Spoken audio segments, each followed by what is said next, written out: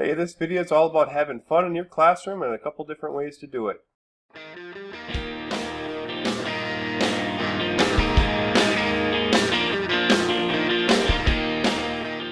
So before we get started, here's some advice.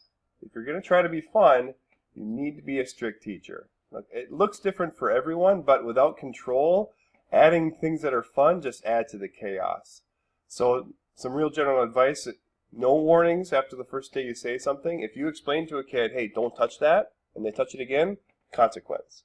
And as soon as they start figuring out you're going to follow through, you need to be strict. And I always find it to be easier to be strict as a teacher. It's worth it because you can have better relationships and kids know what you expect, and you can, all right, you did that. Here's what's going on. So anyway, fun thing number one. Walking up front theme music. So you know that moment when kids are walking up front, they're about to present, they're a little nervous, and the other kids are starting to get restless, they're waiting. Well, I start playing theme music. So imagine the theme song to Indiana Jones playing while the kid's walking up front. Da da da da da da da. So it gives a totally different feel to the kids walking up, and it makes it okay for kids to be talking during that time. So if the kids start to struggle with the microphone, or if they start trying to figure out how to get the thing working, they have some spare time, and you can play the music a little bit longer. And the other good thing is it makes it clear when you want it to be quiet. So you shut this music off when they're about to present. So that's number one fun thing to do it. On the post for this episode on the website, you can find a link to my playlist that I use when kids are walking up front. Fun thing number two would be to have a folder full of pics for every day when you start class, and have some interesting things for kids to look at as they are starting your classroom. So I give the mouse to a different random kid. I'll have the folder already up on the screen, and they'll be looking at cool science things or just funny videos, little clips that get them all on the same page. They're all laughing at the same thing. We're talking about the same thing. We're kind of connecting. And then the best part about this is that the very last two pictures or video clips are inspirational or motivational, like how do you want to start your day kind of stuff. It's a lot of fun. Then it gives me some time to hand out cards, to learn names, to have little chit chats with kids while we're all still doing something together. That's fun, and it helps kids kind of warm up to the class for the day. So it's a really fun thing to have a picture with a folder with a bunch of interesting pictures, or a folder with a bunch of related to your content area things that you can be talking through while you're handing paper back. Or I hand out name tags at the beginning of class because I need extra practice with names, and then I'm trying to chat kids up as well as we're doing this thing together. The motivational quote at the very end, I name them ZZZ, so they always end up at the end of the folder.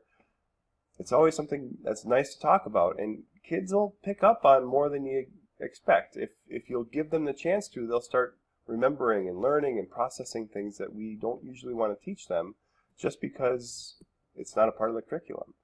But we have a great opportunity every single day to have just one little quote from Martin Luther King Jr., for example, to give them something to think about, get quiet, and then we start class.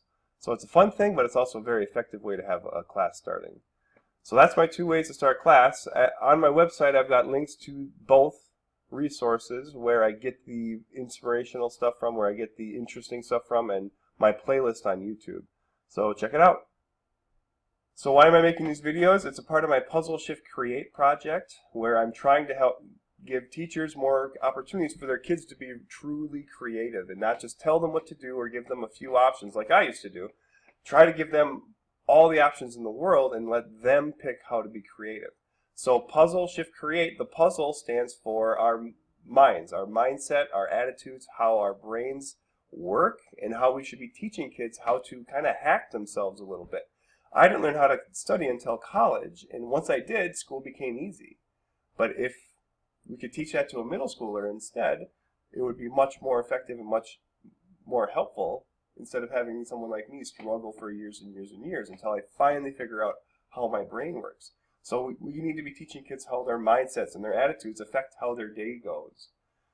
That's puzzle. Shift stands for technology, trying to shift technology away from being a toy into being a tool. So YouTube has all sorts of distraction, but it also has all sorts of good, interesting things that we can learn from.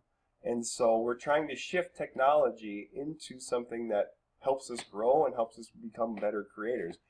The third word is create, and that's trying to bring out the curiosity and the creativity that each kid has in their own way, using all the tools that are available to us. So I teach in a technology classroom, but the technology classroom isn't there anymore because we're trying to do new things that haven't been done before. So Puzzle Shift Create is about trying to help kids become creators of whatever type they want to be. And there's more information on the website if you would like to check it out.